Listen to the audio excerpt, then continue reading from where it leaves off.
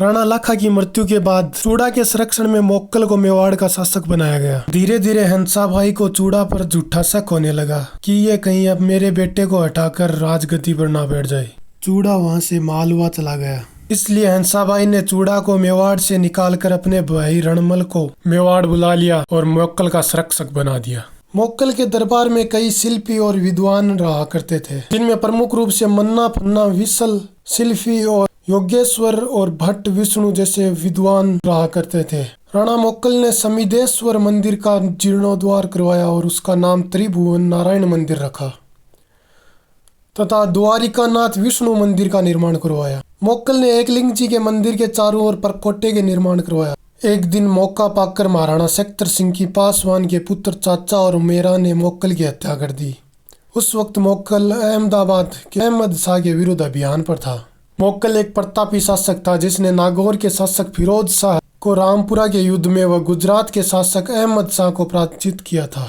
मोक्कल की मृत्यु के पश्चात मोक्कल और सौभाग्यवती का पुत्र महाराणा कुंभा मेवाड़ का शासक बनता है। शासक बनते ही कुंभा ने अपने पिता के हत्यारों चाचा और मेरा को परलोक भेज दिया।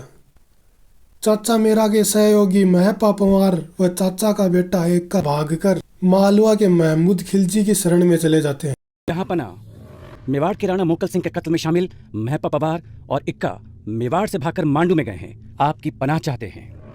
एक तरफ हंसाबाई का भाई मारवाड़ का रणमल राठौड़ मेवाड़ में अपना वर्चस्व बढ़ाने की फिराक में रहता है और रणमल ने चूड़ा के भाई राघव देव को मरवा दिया। जब तक वो दोनों जीवित हैं मेरा कार्य पूरा नहीं होगा। मारवाड़ के रणमल राठौर का मेवाड़ में बढ़ते प्रभाव को देखकर कुंभा रणमल से छुटकारा पाने का सोच रहे थे। फिर कुंभा ने एक प्लान बनाया।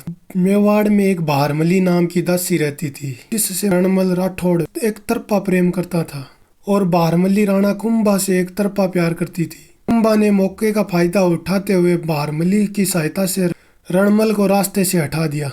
कुंभा अपने संबंधी महपा पंवार व एक्का को माफ करते हुए पुनः मेवाड़ बुला ले और साथ में चूड़ा को भी वापस बुला लेता है। आप हमारी ओर से महमूद को एक पत्र लिखवाइए जिसमें लिखवाइए कि महपा और इक्का को हमारे हवाले कर दिया जाए, और अगर ऐसा नहीं किया जाता है तो इसके परिणाम भुगतने के लिए तैयार रहें। राणा जी की जय हो। हुकुम महपा पवार और इक्का मेवाड़ आ गए हैं, उन्हें अंदर लेकर आओ। हुकुम, हमें क्षमा कर दिए। रणमल का पुत्र जोधा खतरा देखकर मेवाड़ से भाग गया। चूड़ा ने जोधा का पीछा किया और अरबली के युद्ध में परास्त किया। आपको एक अन्य महत्वपूर्ण कार्य भी करना है। आज्ञा करें राजमाता। हमें पूरा विश्वास है कि आप कार्य अवश्य पूर्ण कुंभा करेंगे। अपनी दादी हंसाबाई के कहने पर मारवाड़ के जोधा के साथ पुनः दोस्ती का हाथ मिला लेता है और जोधा की पुत्री श्रृंगारी देवी का विवाह अपने पुत्र रायमल के साथ करता है और आवल बावल संधि के तहत मेवाड़ मारवाड़ की सीमाओं का निर्धारण कर लिया जाता है। इसके बाद कुंभा सबसे पहले सिरोही के शासक सैसमल तथा बूंदी के शासक बेरीसाल व भाण को पराजित करके अपने अधीन कर लेता। उधर मालवा का सुल्तान महमूद खिलजी अक्सर मेवाड़ के विद्रोहियों को अपने यहाँ शरण देता था। सेनापति, मांडू पर आक्रमण करने के लिए सेना को तैयार किया जाए। इसलिए कुंभा ने मालवा पर आक्रमण कर दिया। 1437 का सारंगपुर युद्ध हुआ जिसमें कुंभा की विजय हुई और मालवा के महमूद खिलजी को कुंभा ने 6 महीने तक कैद करके रखा। मुझे माफ करो, मुझसे जो गलती हुई उसके लिए मुझे माफ करो।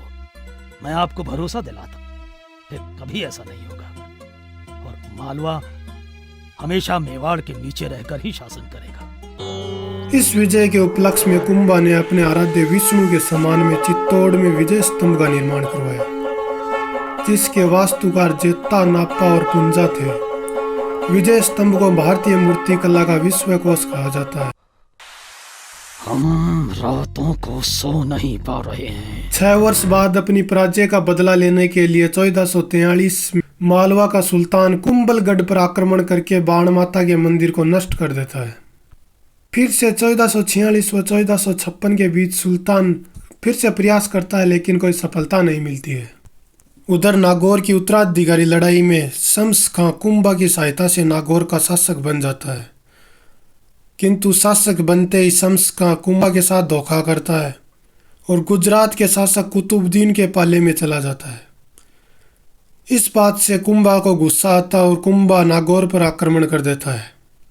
नागौर की सहायता के लिए कुतुबुद्दीन शाह गुजरात से सैनिक सहायता भेजता है, लेकिन उसे भी कुंभा परास्त कर देता है। मालवा का सुल्तान महमूद खिलजी गुजरात के शासक कुतुबुद्दीन के साथ हाथ मिला लेता है। अकेले उस काला कुंभा का सामना नहीं कर सकते। हमें मिलकर उस वीर के खिलाफ जंग लड़नी पड़ेगी। क्या हुआ? और उन दोनों के बीच में 1456 में कुंभा के विरुद्ध चंपानेर की संधि होती है। इस संधि के अनुसार मालवा और गुजरात की संयुक्त सेना मेवाड़ पर आक्रमण करती है,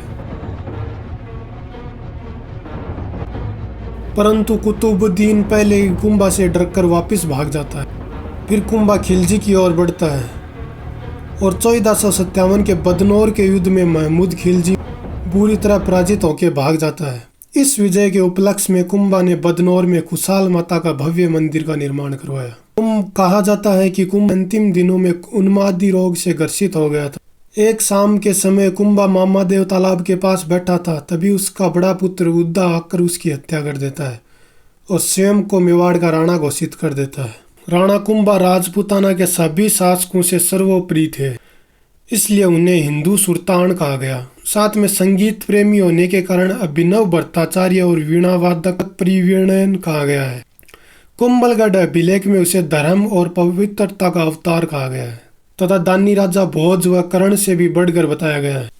कुंभा स्वयं को परम भागवत कहा करता था तथा उसने आदि वराह की उपाधि धारण की।